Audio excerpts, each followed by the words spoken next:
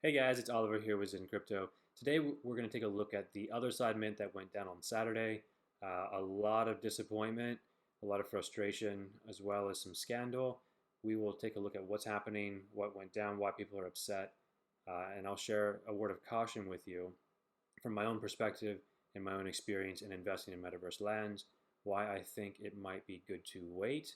Not advising you financially, but why I think it might be good to wait if you're looking to jump in and see how this might impact NFTs as well as crypto space at whole. So let's jump right in. We see here Yuga Labs' Other Deeds Mint triggers backlash from the community. They face accusations of fraud, manipulation, and preferential treatment from unhappy community members over Other Deeds NFT Mint. A lot of accusations flying around. Let's take a look if there's any merit to these. Because of the high demand, the launch drove Ethereum gas fees sharply higher, leading users to pay from 2.6 ETH up to 5 just to complete their transactions. So mind you, this is just the fees and gas alone, not the actual price of the land. And several users are speculating now that the mint was, quote, planned to fail, so the group can advertise launching its own blockchain, as the team mentioned a chain migration in this tweet here. Now you might be asking, why would they want something to fail? Why is that going on, right? So Yuga Labs here says, we're sorry for turning off the lights on Ethereum for a while. It seems abundantly clear that APE Coin will need to migrate to its own chain in order to properly scale. We'd like to encourage the DAO to start thinking in this direction. Now this really upset some people. People are like, you don't need your own blockchain. You need to focus on building the metaverse, right? You can see here this Mark Balon guy jumps up in the space, says, finish exiting all my ape-related NFTs. Now that Yuga has revealed their true colors, I cannot unsee it. They are con artists of the highest order. Wow, some pretty harsh words there, Mark.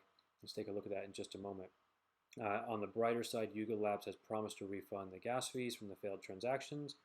And on the day of the mint, almost 70,000 ETH was burned, right? $157 million worth of ETH was burned on the mint alone.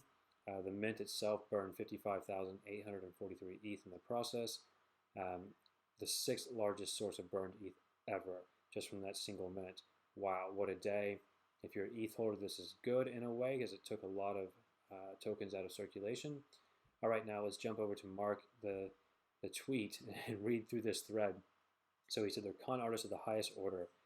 He says, it took me a long time to learn this lesson in crypto, but it is 1000% never worth it to stand by in ignorance while you watch people you're associated with use dark manipulation techniques on unwitting people. Hanlon's razor is a real bitch. So Hanlon's razor is this idea that you should never attribute malice that can which be adequately explained by stupidity. So basically, don't assume the worst in people, that they're bad actors, if you can find it as them being stupid, because lots of humanity can, most actions in humanity can be attributed to stupidity, right? So let's go back over here. He says, in the 1% of cases where they're manipulating, they'll always make it appear like they're incompetent to cover their tracks, right? So the art of a good con is that they promise you something new the second you come asking them for the last thing, right? So according to his story, the land sale and the metaverse was there. That was the next thing. And as soon as that was complete, the sale, they captured all the money. Well, now they need to build a new blockchain, right? So now they have a whole new excuse to delay and add time and add all of these things in between actually delivering on something. We can see here, it says, even after the sale, it's obvious that the land markets are opaque on purpose. The trades are all wonky, hard to navigate, and it makes it an inefficient market, right? So con artists, they don't want things to be clear. When things are crystal clear, it's very hard to con you. When things are opaque and there's obfuscation everywhere and fog in the room, they can distract you, and it's a lot more easy to be scammed. Not necessarily scammed, but conned. So he said, when he read the tweet that I read you just now, he felt sick to my stomach. They revealed their hand, probably much more than they even realized, but it was much too late. He says it's so obvious now as you dig deeper.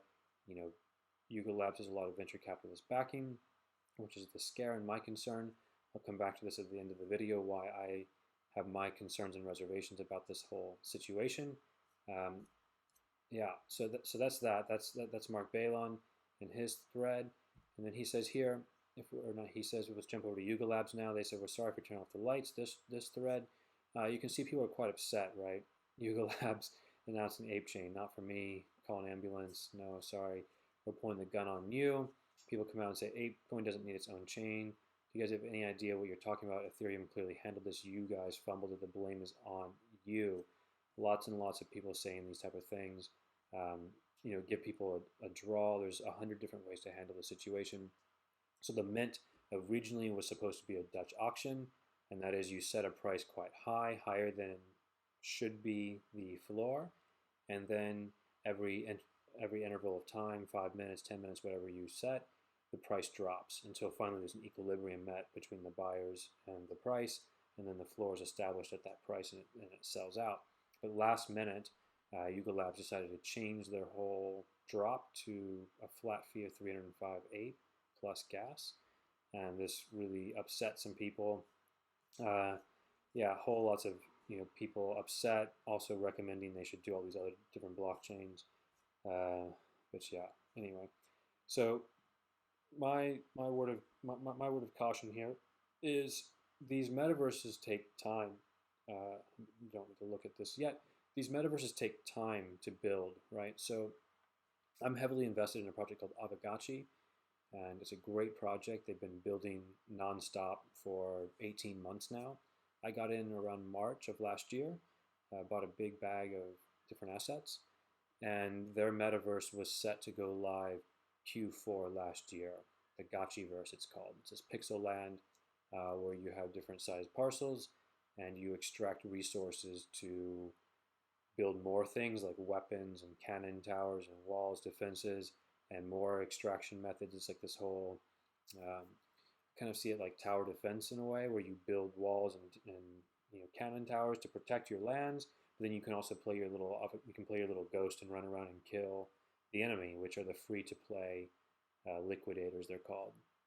And they were supposed to make the game go live Q4 of last year, right? So you can see here, this is their game. They just released a demo version of it now mid-April, right? So they were supposed to launch this like 40 some odd massive land of the Citadel, it's called, in December, where you can build on your parcels, you can run around and kill each other and steal each other's resources, you can do all sorts of things. And now here we are in May, and we have just 2 districts, not 40, and you can't build anything yet. So this is just like a demo. It's quite simple what you can do. You can run around, and it's quite cute. I won't go into it too much with my little guy Jiro. You can run around and play, and it's going to be a lot of fun, but the timeline here is much longer than you think it is, and much longer than the devs think it is. So my word of caution here, if you're considering jumping into this land, is maybe it's good to wait. I'm not giving you financial advice, but I'll just share with you what happened to me. So with the Gotchiverse here, the realm was supposed to go live in December, right? And once that happened, I would have utility for my land. I could start using them to get value from them, get an ROI on the lands. However, so I bought a ton of land in September and was so excited, but then they delayed the game 5 months. And now it's mid-May, I'll be able to finally use my land. So about 9 months I sat on this no utility land, couldn't do anything with it. I just sat on it for this long, and of course the price has dwindled, right? The floors have slowly dropped because of the lack of utility. So let's bridge this over now to the other side lands and see what's going on here. They just had their sale, and the floor price is almost 4 Ether. So one thing here to understand is there's a key difference between PFP pictures like the digital flex and digital lands, right? So the apes themselves, people want the ape because it has the flex, right? You can use it as your Twitter profile picture. You have that clout in the industry by owning an ape, and you also get all sorts of drops gifted to you as well, like the mutant apes, the serums, etc. But the land is different. The land, one, doesn't have the flex, right? No one's going to make their profile picture their parcel of land. At least I hope not anyway. If you do, cool on you. But that's not really the intention of the land. The land is meant to be used in the game, right? It's meant to be harvested and the resources taken from it and built on top of it. It's meant to be played on. But we see here now there's this other side advertisement for the land, but how far are we from actually getting the utility from the land? That's the real question to ask yourself. How far away are we from being able to use this land? So Aavegotchi, they took 12 months. 12 months was the projection, ended up being 16, and even what we're getting now after 16 months of development is not the full version that was originally envisioned. And it's not really to blame the developers, it's just to understand that this is new technology, right?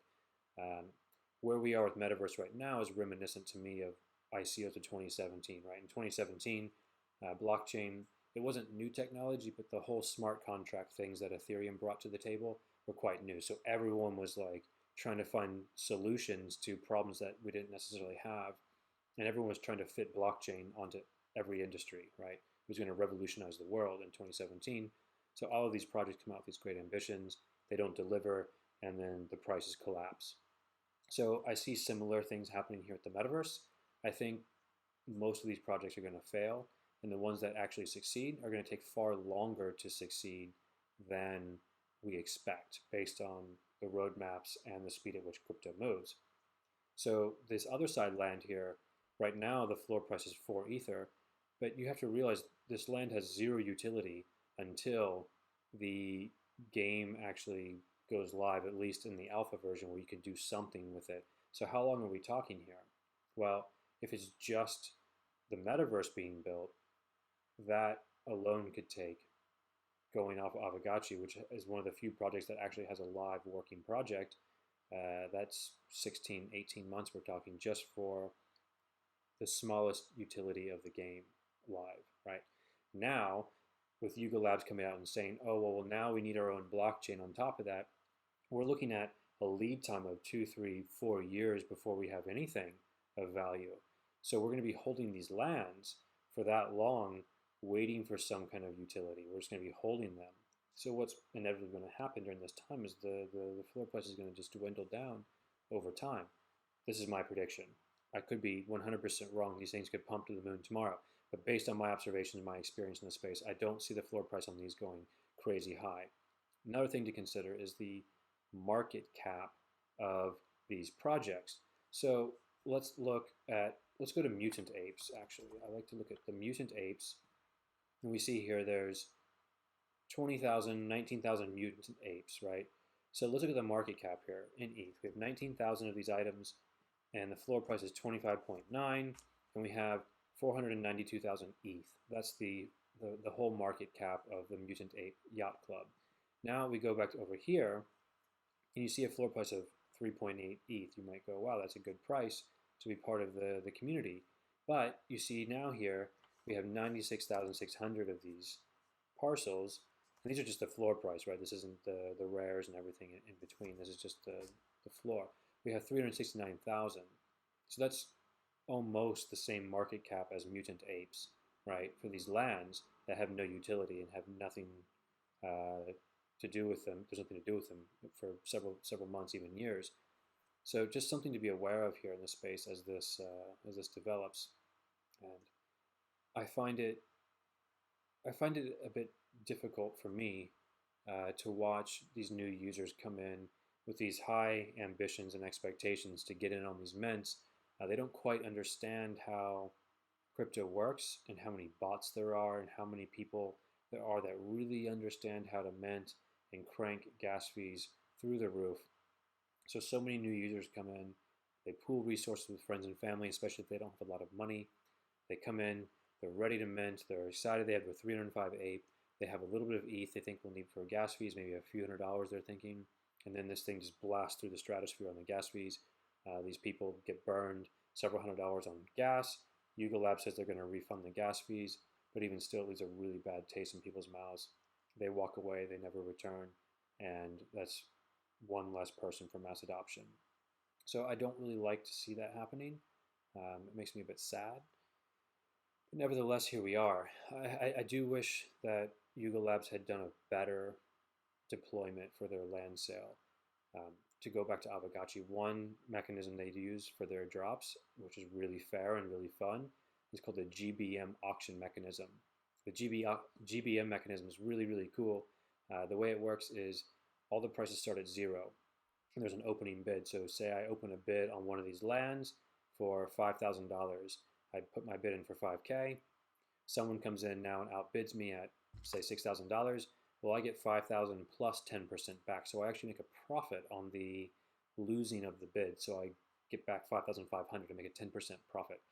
Now, say someone comes in and outbids that person at 6K, say for 8K, they'll get 6K plus. It won't quite be 10% because they didn't outbid me the maximum, but they'll get back a few percent on top. So they'll get back 6,000 plus maybe 200-300 on top.